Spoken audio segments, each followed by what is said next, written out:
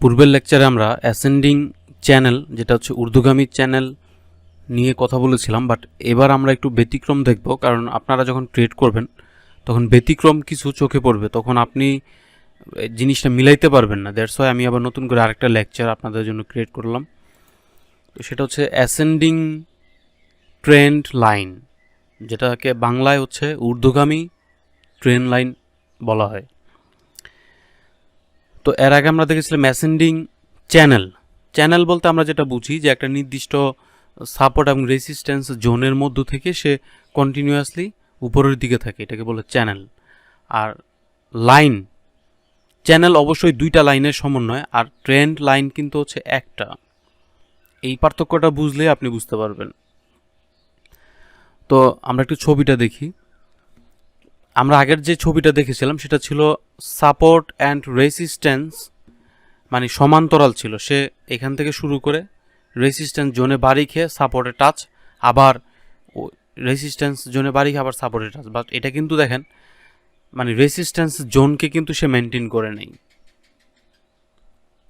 Resistance জোনকে সে maintain করে নেই, সে maintain করেছে সাপোর্টকে। মানে সে সাপোর্টে টাচ খেয়ে উপরে, তারপরে আবার সাপোর্টে টাচ খেয়ে আবার উপরে, আবার সাপোর্টে টাচ খেয়ে আবার উপরে। দ্যাট মিন্স সে এইখানে তার রেসিস্ট্যান্স জোনকে সে মেনটেন করে নাই, বাট সাপোর্ট জোনকে সে মেনটেন করেছে।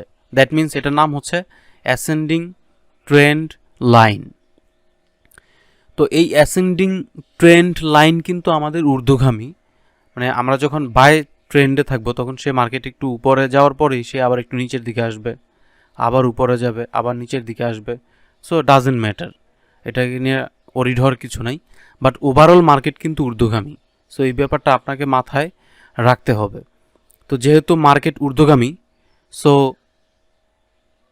আপনার ভয় পাওয়ার কিছু নাই, ওভারঅল আপনি প্রফিট করবেন। তো আমরা একটু যদি প্র্যাকটিক্যাল চার্টে দেখি, দেখুন এই চার্টটাকে যদি আমরা দেখি, এখান থেকে শুরু হয়ে মার্কেট একদম উপরে চলে গেছে, বাট এখানে কিন্তু কোনো রেসিস্ট্যান্স জোনকে সে কেয়ার করে নাই, কোনো রেসিস্ট্যান্স জোন সে মেনটেন করে নাই। এইখানে একটু, এইখানে আবার, এখানে বেশি, আবার এখানে কম, কিন্তু সে সাপোর্ট জোনকে কিন্তু সে রেসপেক্ট করে গেছে। এই যে এখান থেকে টাচ করে উপরে, আবার এখান থেকে টাচ করে উপরে, আবার এখান থেকে টাচ করে উপরে, আবার এখান থেকে টাচ করে সে উপরে চলে গেছে, মানে সে সাপোর্ট লেভেলটাকে সে মেনটেন করেছে। তো এটাও কিন্তু আপ ট্রেন্ড। তো এটাকে আমরা বলবো অ্যাসেন্ডিং ট্রেন্ড লাইন।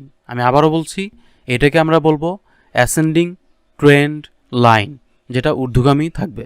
আর আগের লেকচার আমরা দেখেছিলাম অ্যাসেন্ডিং চ্যানেল, যেটা হচ্ছে সাপোর্ট এবং রেসিস্ট্যান্স মেনে চলে। তার মানে কি, অ্যাসেন্ডিং চ্যানেল সাপোর্ট এবং রেসিস্ট্যান্স জোন মেনে চলে উপরের দিকে যাবে, আর অ্যাসেন্ডিং ট্রেন্ড লাইন সেটা রেসিস্ট্যান্স মানতেও পারে, নাও মানতে পারে, বাট সে অবশ্যই সাপোর্ট লেভেলটাকে মেনে চলবে।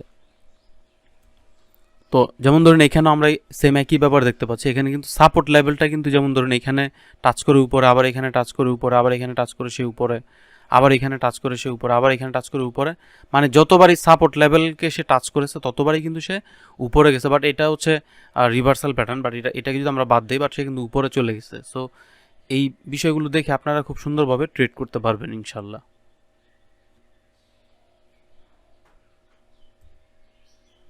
তো এইখানেও আবার একই অবস্থা। দেখুন এই যে মার্কেট সাপোর্ট লেভেলকে টাচ করে সে, মানে সাপোর্টে এসে টাচ করলে সে আবার উপরে চলে যায়, সাপোর্টে টাচ করলেই আবার উপরে চলে যায়। মানে আমরা যখন বল খেলি না, মানে হাতে নিয়ে বল খেলি, যেমন ধরুন আমরা উপরের দিকে বল ছুঁড়ে মারতেছি, আবার নিচে আসতেছে, আবার ছুঁড়ে মারতেছি, আবার নিচে আসতে, আবার ছুঁড়ে মারতেছি, মানে কি আমার হাতে আসার পরে সে আবার উপরে চলে যাচ্ছে, বাট উপরে কখনো বেশি কখনো কম, কখনো বেশি কখনো কম যাচ্ছে। তো এটাই হচ্ছে ascending trend line. Thank you.